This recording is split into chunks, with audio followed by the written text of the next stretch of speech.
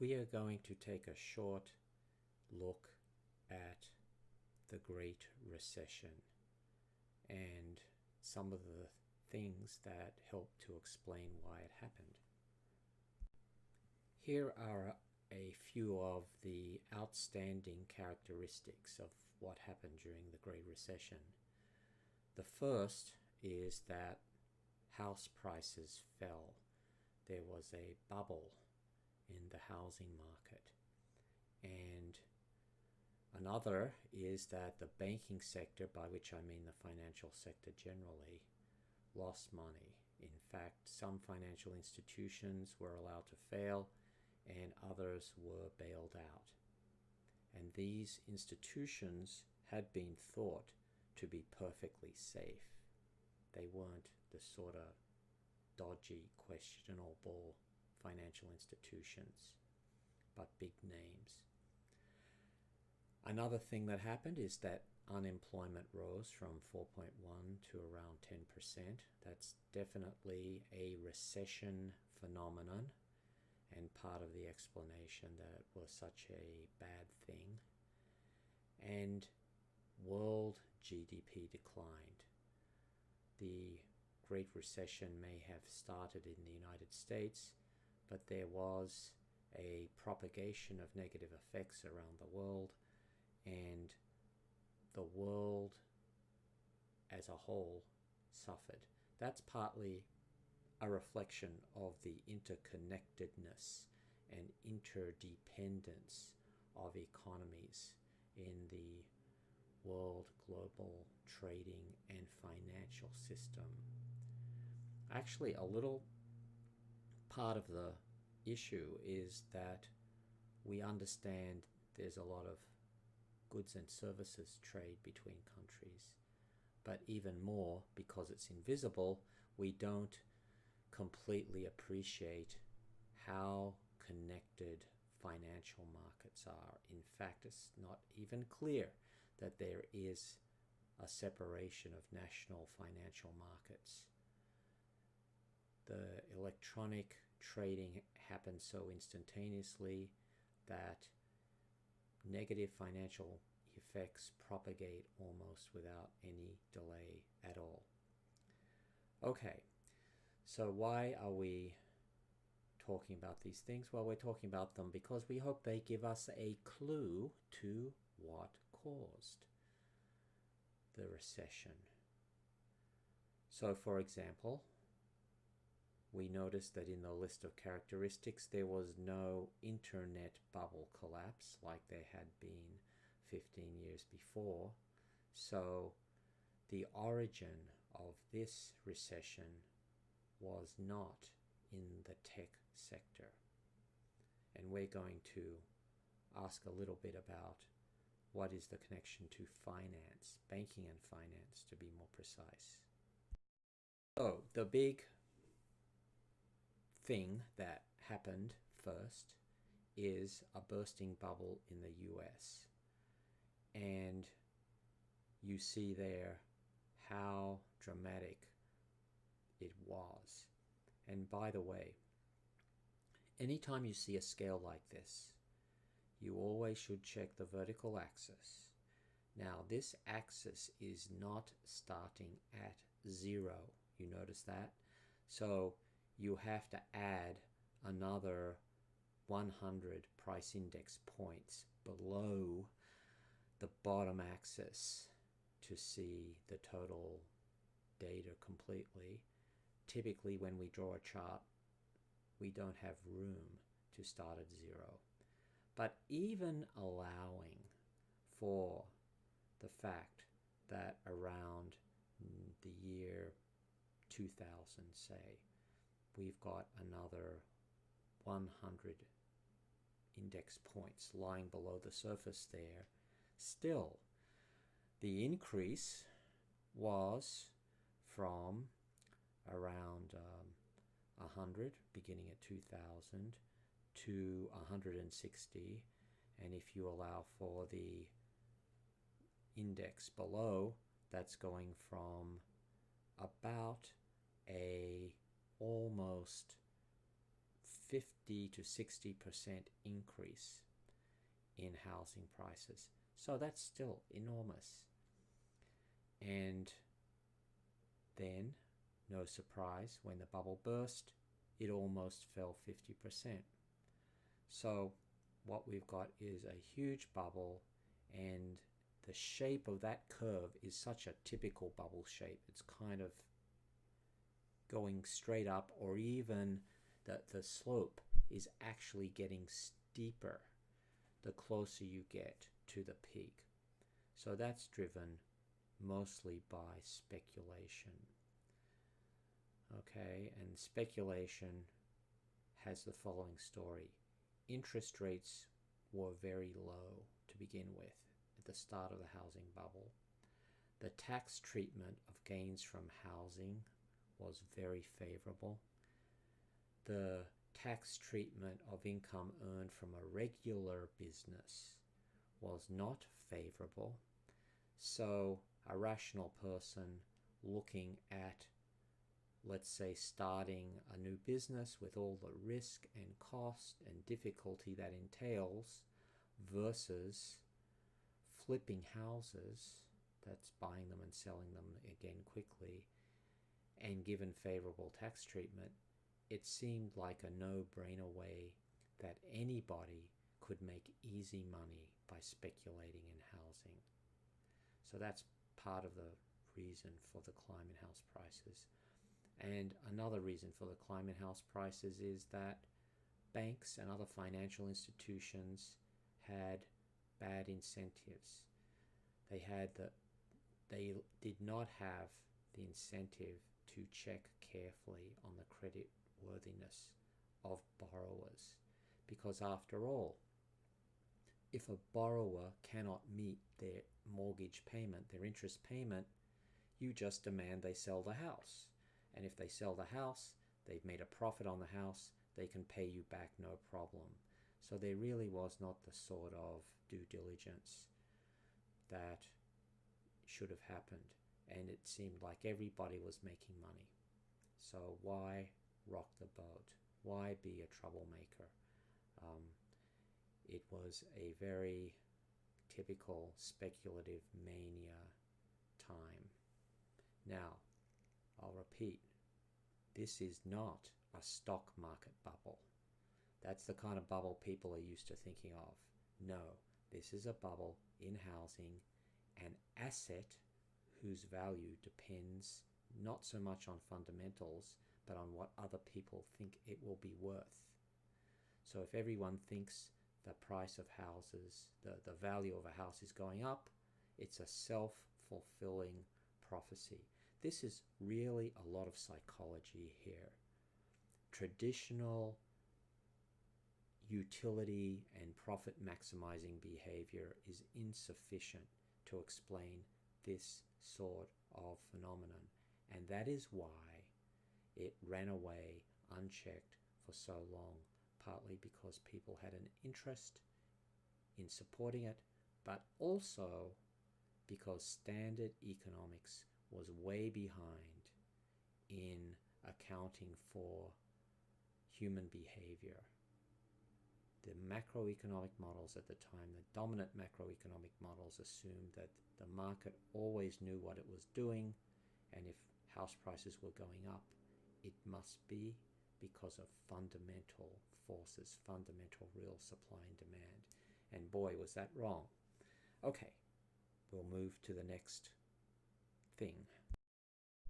Now, you may ask, what caused the bubble to burst in the end?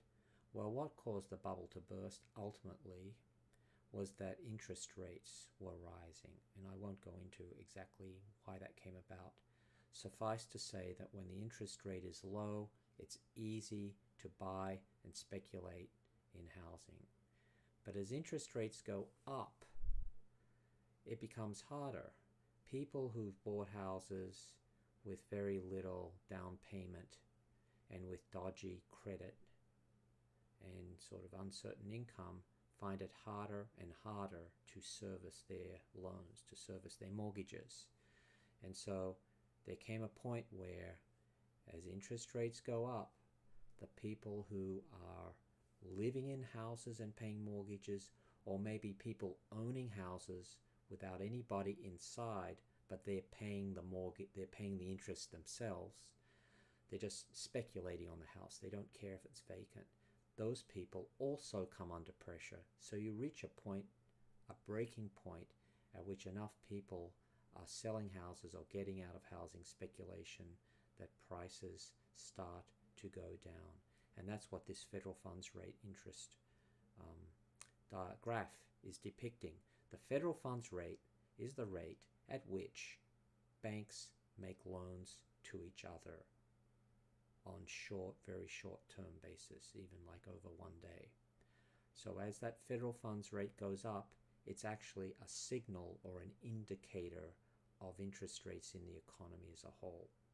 And we like to talk about the federal funds rate, which is, by the way, a private rate, a market rate. The Fed does not control it directly. Okay, it can influence it. As the federal funds rate goes up, it's necessarily going to flow through to the rest of the interest rates in the economy. And you see there, it went up, it reached a peak, it sort of flattened, and then there was a bubble, crash, collapse.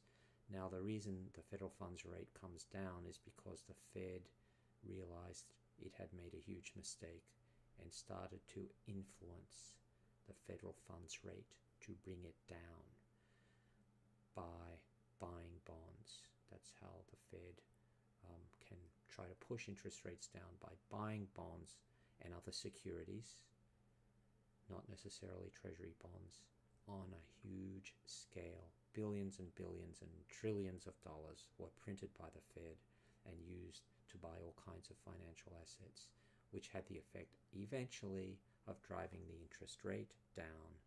And they were doing that to A, relieve the pressure on the housing prices, but also B, to stimulate the economy. And then you see there that from about 2009, interest rates have not been allowed to rise at all. The Fed has kept them low in the interest of stimulating the economy. So that's another shock to the economy. The housing bubble was a shock, but also interest rates going up was a sort of shock too. Speaking of shocks, there's another kind of shock. An interest rate shock is where the payments you have to make on a bond or other security go up, and it's a big increase, and that has all kinds of effects through the economy. But another kind of shock is a liquidity shock. A liquidity shock is when institutions and people suddenly have a demand for cash or very, very liquid assets like a US Treasury bond that can always be sold very easily and quickly. And what you see there is an increase in the LIBOR rate and the 3-month US Treasury bill rate. They're actually moving together, so you can't really see any difference between them. The LIBOR rate is the London Interbank Offer Rate. It's sort of like the federal funds rate. It's an indicator of lending between banks, the interest they pay each other. And when that goes up, it means that banks want liquidity. They're willing to pay an interest rate that's higher in order to obtain a loan. And same thing happened both in the United States and in Britain at the same time, affected their indicator interest rates the same way. And you see that extraordinary peak. Imagine that banks are willing to pay over 4.5% interest to borrow for short term.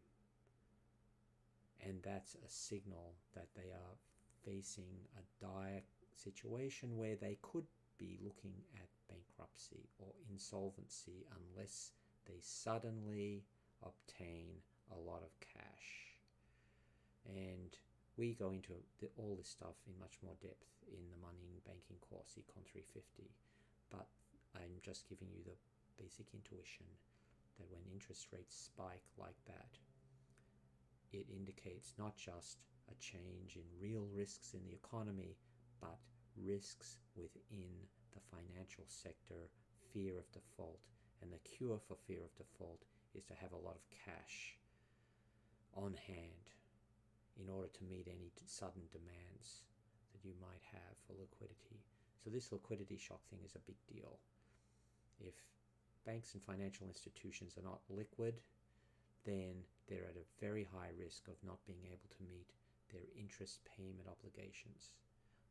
And that can mean they're bankrupt, they're insolvent, they have to close. So that's why we talk about a liquidity shock there.